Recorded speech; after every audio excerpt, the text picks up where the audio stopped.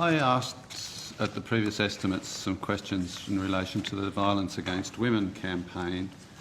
That campaign, and I asked in particular about the research that informed it, and it stated, without giving any citations, and I quote here, "There is a clear link between violence towards women and attitudes of disrespect and gender inequality." Senator, the campaign is based on a range of research, including international and domestic research, including the World Health Organisation Preventing Intimate Partner and Sexual Violence Against Women, Taking Action and Generating Evidence, as well as the ANRO's research for the Australian Bureau of Statistics Personal Safety Survey.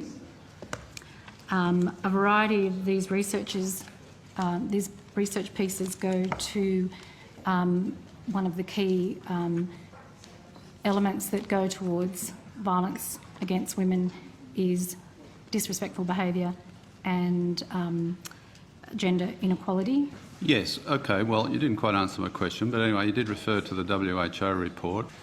Are you arguing that the WHO report indicates that of all the factors, gender inequality is the heart of the issue? No, in the campaign we don't argue that gender inequality and disrespectful behaviour is at the heart of the issue. It is one of the contributing factors.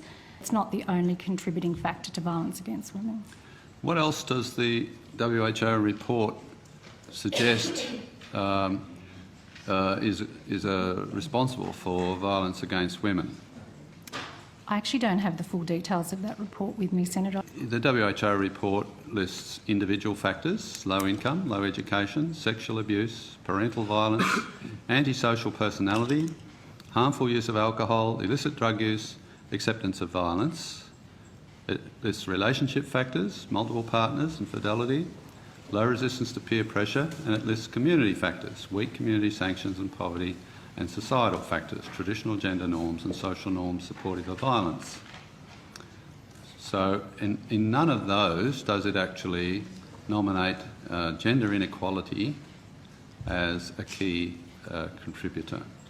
Now, the sixth paragraph in your response refers to an unpublished 2007 paper by Michael Flood and also a report of a survey by Vic Health. The unpublished paper by Michael Flood, did it support the contention that disrespect and gender inequality were more important contributors, or did it compare them to other contributors like poverty, alcohol abuse and drug abuse? Senator, I'm not aware it gave it any greater importance in that research. Did the survey compare the contribution of disrespect and gender inequality to violence against women against other factors like poverty, alcohol abuse and drug abuse? I'd have to take that on notice. Have to take that on notice. In fact, we found that the survey only measured reported attitudes to violence. So attitudes, in other words. So I'd like to go a little further into that survey. That survey, which you cited as a source for a reference source for to underpin the Violence Against Women campaign, it states that it is an area of concern that only 60% of young people agree that violence against women is common. So that raises the question, can you definitively say that violence against women is common?